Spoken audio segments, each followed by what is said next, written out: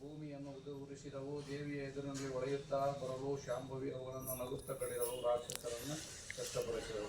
ಬಹುಕೋಪ ಹೆಚ್ಚಾಯಿತು. ರಾಕ್ಷಸನು ಉದಿಯ ಕಿಡಿಗಳನ್ನು ಮುಕ್ಕಳಿಸಿದನು. ದೇವಿಯನ್ನು ದಿಕ್ಕುಗಳಿಗೆ ಬಲಿಯನ್ನು ಕೊಡುವೆನೆಂದು ತುದಿಯನ್ನು ಕಚ್ಚಿ ಬಿಲ್ಲಿಗೆ ಬಾಣವನ್ನು ಹಚ್ಚಿ ಕಿವಿಯವರೆಗೆ ಎಳೆದು ದೇವಿಯನ್ನು ಹೊಡೆದನು. ಅಯ್ಯೋ, ಪರದೇವತೆ ಎಂಬುದನ್ನು ಅರಿಯಲಿಲ್ಲ.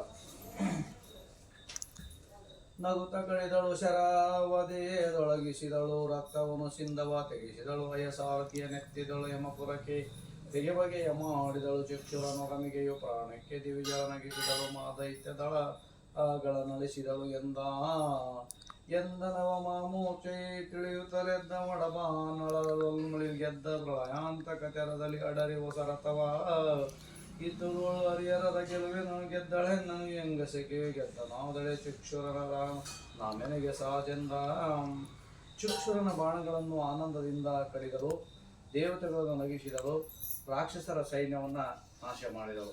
ಚಕ್ಷುರನು ಮಹಾಮೂರ್ಛೆಯಿಂದ ಎಚ್ಚರವಾಗಿ ಸಮುದ್ರದೊಳಗಿನ ಕಿಚ್ಚಿನಂತೆ ಸಿಟ್ಟಿಗೆದ್ದು ಎದ್ದನು.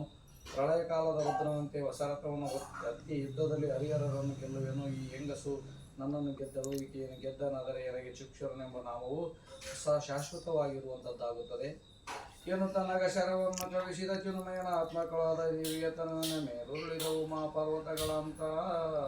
ದಿನಕರನ ಪ್ರಭೆ ಮುಚ್ಚಿ ದಿಕ್ಕುಗಳನಿತು ಪರ್ವತವಾಗಿ ಭೂತಳವಿನಿತು ಉಳಿಯಾಯಿತು ತಗ್ಗಿದುದು ಅವನಿ ಕೇಳೆಂದ. ಕಡಿದ ವಜ್ರಾಸ್ತ್ರದಲ್ಲಿ ಗಿರಿಗಳು ಕೆಡದವು.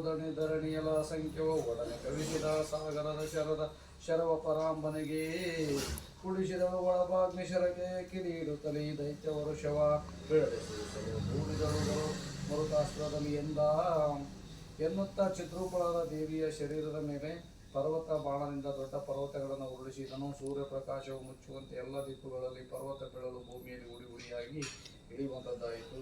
ಹೀಗೆ ವಜ್ರಾಸ್ತ್ರದಿಂದ ಲೆಕ್ಕವಿಲ್ಲದಷ್ಟು ಪರ್ವತಗಳನ್ನು ಪುಡಿ ಮಾಡಿದಳು. ಕೂಡಲೇ ಸಾಗರ ಬಾಣವನ್ನು ದೇವತೆಯ ಮೇಲೆ ಸುರಿಸಿದನು. ಒಡಬಾಗ್ನಿ ಬಾಣದಿಂದ ಅವೆಲ್ಲ ಸಮುದ್ರವನ್ನು ಬತ್ತಿಸಿದಳು. ದೈತ್ಯನು ಸಿಟ್ಟಾಗಿ ಮಳೆಯ ಬಾಣವನ್ನು ಒಂದೇ ಸವನೆ ಸುರಿಸಲು ವಾಯುವಿನ ಬಾಣದಿಂದ ಓಡಿಸಿದಳು. ಕೋಪಬಾಳಗಲು ಸುರ ಕವಿಸಿದ ಬಾಪು ಸ್ತ್ರೀ ಎಂದೆನು ತನಿ ಶಿವ ಬಾಣ ಪರಿಯನೆಂದೇ ಕುಪ್ಪಳಿಸಿದುದು ಕಾಳಿಕೆಯು ಒಪ್ಪಿ ತೆಗೆದಳು. ದಿನಕಾಸ್ತ್ರವ ದೀಪಿಸಿತು. ದೆಸೆಗೆ ಕತ್ತಲೆ ರೂಪಡಗಿತದು. ಸಕಲ ಜಗ ಬೆಳಗಿದುದು ಕೇಳೆಂದ. ಇಂದ್ರಶರ ಕೌಬೇರ ನಿರುತಿಗಳಂದು ಯಮಸಿಕಿ ಶೂಲ ದರ್ಶನ ಒಂದು ಆದಿತ್ಯಾಸ್ತ್ರನಾಸ್ತ್ರಗಳು ಬದಲಾಗಿ ಅಂದು ದೇವಿಯ ಮೇಲೆ ಊಡಲಿ ತಂದು ಸರ್ವಾಸ್ತ್ರಗಳು ಬಾಯೊಳಗಂದು ಇಡುತ್ತಲೇ ನುಂಗಿದಳು ಬೆರಗಾಗಲ ಸುರಗಣ. ಬಹುಕೋಪದಿಂದ ಚಕ್ಷುರ ಬಲ ಸ್ತ್ರೀಳೆ ಎಂದಿರುತ್ತಾ ಶಿವ ಎಂಬ ಬಾಣವನ್ನು ಪ್ರಯೋಗಿಸಲು ಎಲ್ಲ ಕಡೆ ಕತ್ತಲೆ ಆವರಿಸಿತು.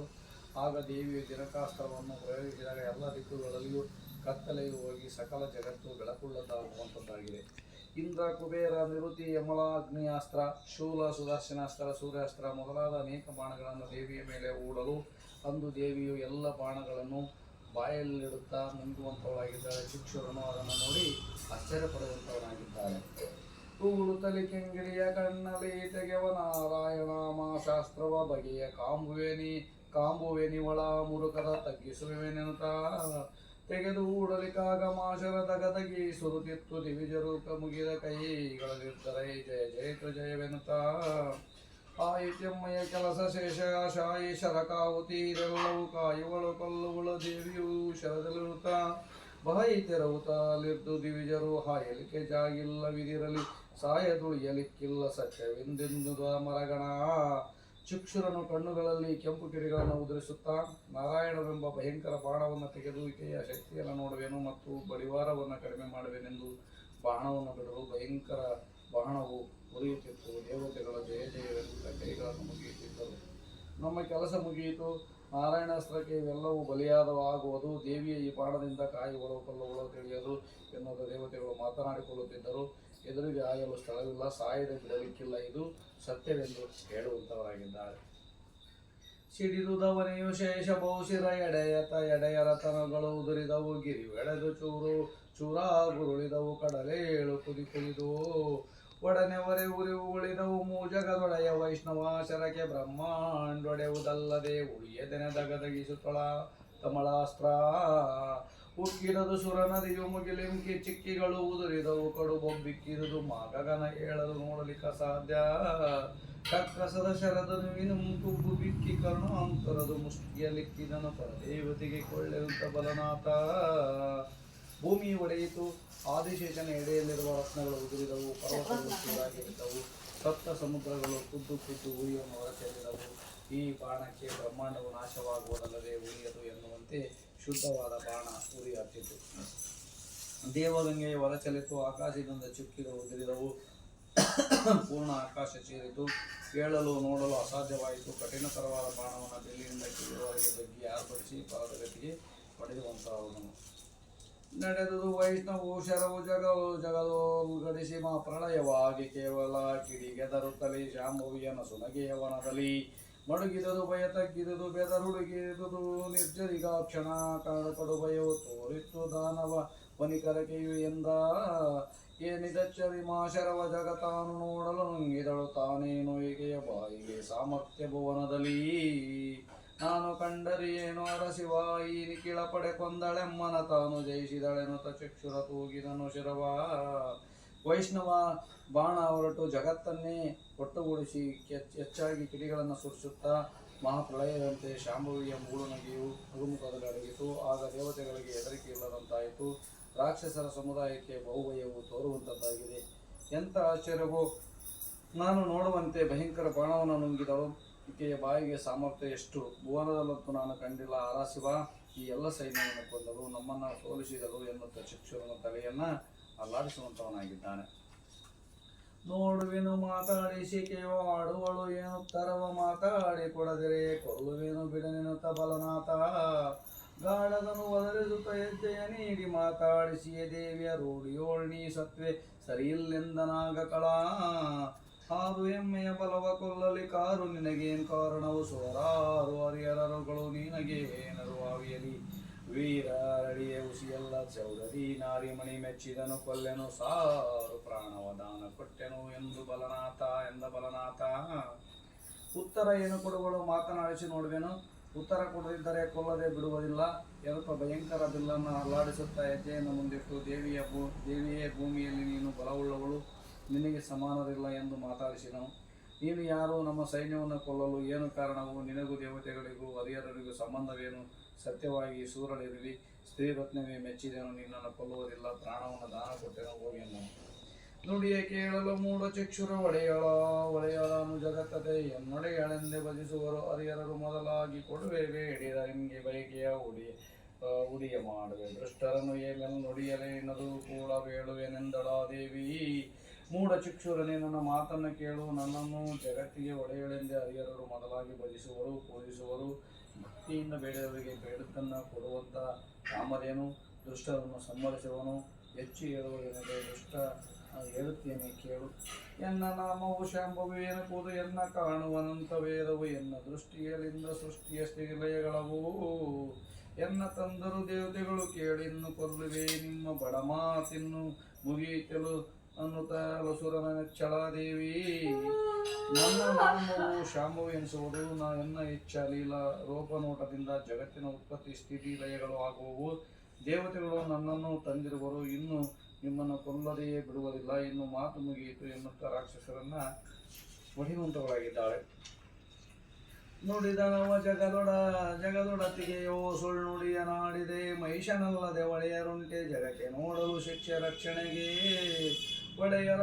ಒಡೆಯರ ಔರಶಿಲೋಮ ಮೊದಲುದ್ಗಡದ ವೀರರ ಜೀವವುಗಳೇನು ತೋಡನೆ ಶರವರು ಶವನು ಕವಿಸಿದ ಶಾಂಭವಿಯ ಮುಖಕ್ಕೆ.